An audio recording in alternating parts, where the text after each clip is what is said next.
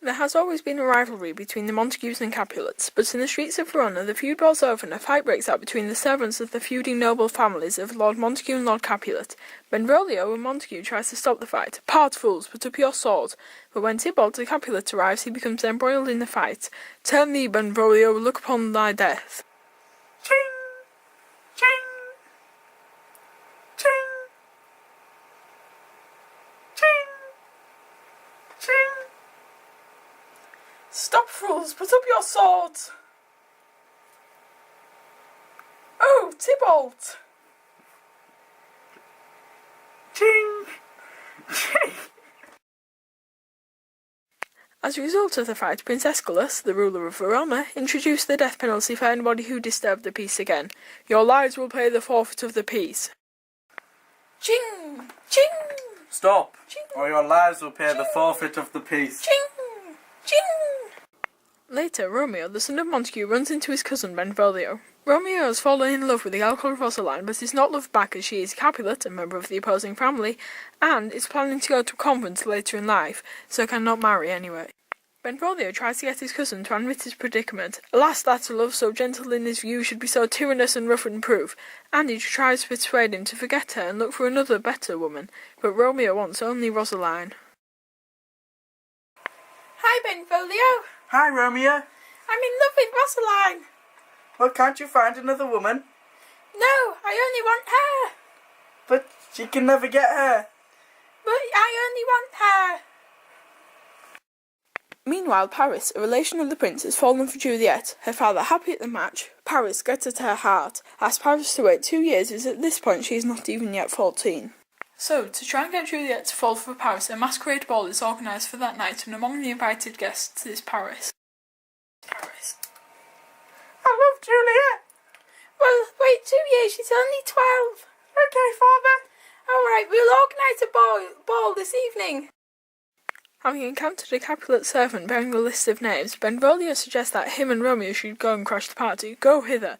And Romeo agrees, but only to see Rosaline. "I'll go along, but only to rejoice in splendour of my own." I've got an idea. Let's go and crash the Capulet party. "Are you sure?" Yes, you can see Rosaline. Okay. As the time of the ball approaches, Juliet talks with her mother and the nurse about the possibility of marrying Paris. Juliet, despite not having even considered marriage at this point, agrees to look at Paris during the feast to see if she could fall in love with him. "I look to like."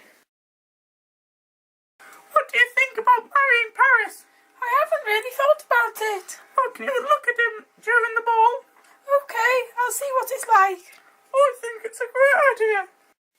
The feast begins, and Romeo, Benvolio, and their friend, Mercutio, arrive at the Capulet's house. Once inside, Romeo sees Juliet from a distance, and instantly forgets Rosaline. He is now in love with Juliet. As Romeo gazes entranced upon Juliet, an enraged Tybalt, the Capulet, recognises him. This by's voice should be a Montague, and angry that a Montague would sneak into a Capulet feast, prepares to attack. But, in light of the recent threat from the prince, Lord Capulet stops him. "You'll make mutiny among our guests." "You sure it's a good idea?" Yeah, come on.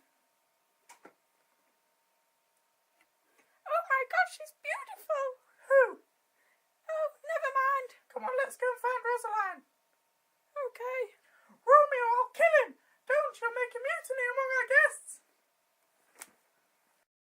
Soon, Romeo meets Juliet and the two are instantly attracted to one another. They kiss. You kiss by the book, not even knowing each other's name. But when Romeo finds out from Juliet's nurse that she is the daughter of Capulet, her mother is the lady of the house. He is distraught, and when she finds out who she's just kissed was the son of Montague, Juliet was just as upset. "Come on, let's go." Just a minute. Hello. Hello. I love you. "Come on, let's go." I'm Romeo. I'm Juliet. Bye. "Stop! Do you know who you just kissed?" No, who? "The daughter of the lady of the house."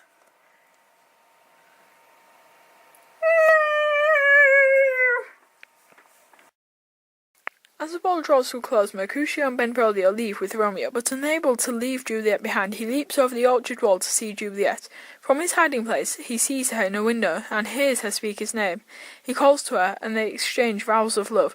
O Romeo, Romeo, where art thou, Romeo? Deny thy father and refuse thy name, or if thou wilt not, be but sworn my love, and I'll no longer be a Capulet. Once Romeo and Juliet have finished expressing their love, Romeo hurries to his friend and tutor, Friar Lawrence, who agrees to marry the couple in secret, as he sees it the only way to end the age-old feud, for this alliance may so happy prove to turn your household's rancour to pure love. The following day, Romeo and Juliet meet at Friar Lawrence's cell with the help of Juliet's nurse and are married. You shall not stay alone till Holy Church incorporate two in one.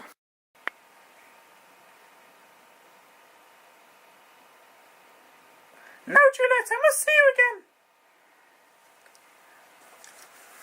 Oh, Romeo! Romeo! Where are thou, Romeo? Here I am. Romeo! Juliet! Oh, see you later. Bye. Friar, can you marry me and Juliet?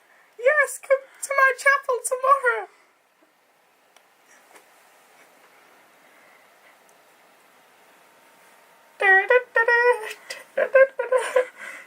Do you, Romeo, take Juliet to be your wife? Yes! Do you, Juliet, take Romeo to be your husband? Yes! You may now kiss the bride.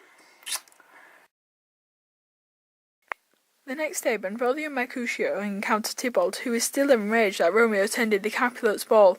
He challenges Romeo to a duel. Thou consortest with Romeo. Benvolio and Mercutio pass on the challenge to Romeo, who appears but does not want to fight, because unbeknownst to Tybalt they are now related by marriage.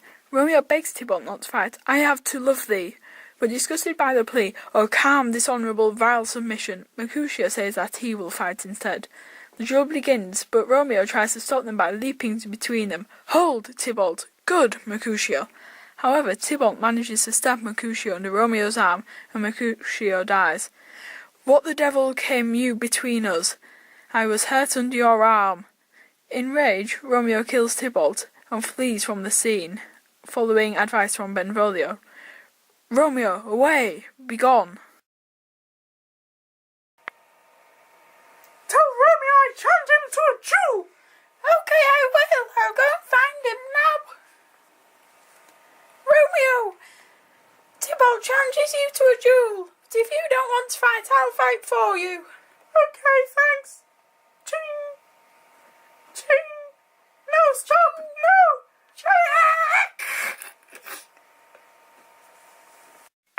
Soon after, the prince declares Romeo banished from Verona for his crime, and for that offence immediately we have to exile him hence. Friar Lawrence arranges for Romeo to spend the night with Juliet before he had to leave for Mantua the following morning. Whilst waiting for Romeo, Juliet is told that he had killed Tybalt, her cousin. She is distraught but decides that her duty lies with Romeo. Oh, find him! Romeo sneaks into Juliet's room that night and they consummate their marriage. The next morning, Juliet bids Romeo farewell, and unsure if they meet again, Romeo leaves. Farewell, farewell, one kiss and I'll descend. Romeo, I declare you be banished from Verona for your crime. No! Friar, can you arrange it so I spend my last night with Juliet? Of course, Romeo. Thank you so much. Juliet, do you know Romeo has killed Tybalt? No, Romeo, but I still love him.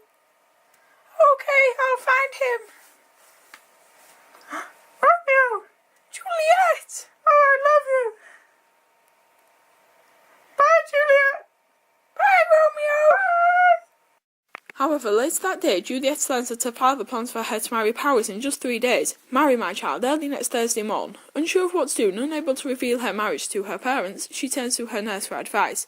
She tells her to carry on as if Romeo is dead and marry Paris, but Juliet is disgusted and disregards her advice.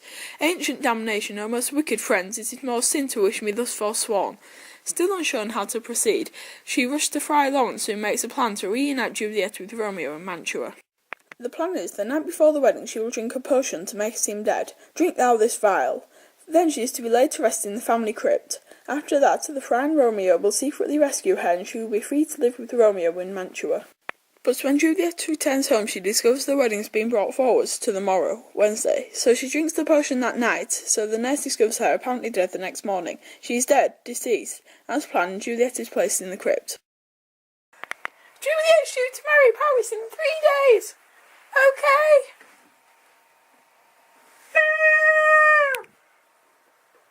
Nurse, what shall I do? I'm due to marry Paris in 3 days. Pretend Romeo's dead and carry on as normal. No, I would never do that.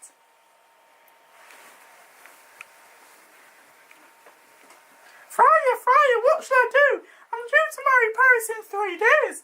Drink this potion and it'll make you seem dead. I will tell Romeo the plan as well. I've had to bring the wedding forwards to tomorrow, Wednesday. Okay. No, Juliet. However, Friar Lawrence's message explaining the plan did not reach Romeo in Mantua on time, and Romeo only hears that Juliet is dead, so he decides to kill himself. He rushes back to Verona, only stopping to buy a lethal potion to take at Juliet's tomb. Well, Juliet, I will lie with thee tonight. Outside the crypt, Romeo kills Paris, enters the tomb, and upon seeing Juliet's body, drinks the poison and dies by her side. Friar Lawrence enters and realizes Romeo has killed himself, and Juliet awakes from her slumber. They hear the guard coming, and Juliet sees her beloved husband lying next to her, and realizes he had killed himself with poison. Poison, I see, hath been his timeless end. With the guard still approaching, she kisses his lips, hoping there was enough poison to kill her too. But when that fails to kill her, she drives Romeo's dagger into her chest. Ye noise, then I'll be brief. O happy dagger. The watch then arrives along with Prince Escalus, Lord Capulet and Lord Montague, and upon seeing the bodies of their children side by side, they agree to end their long-standing feud and to raise gold statues of their children side by side in a newly peaceful Verona. No, Juliet, why do you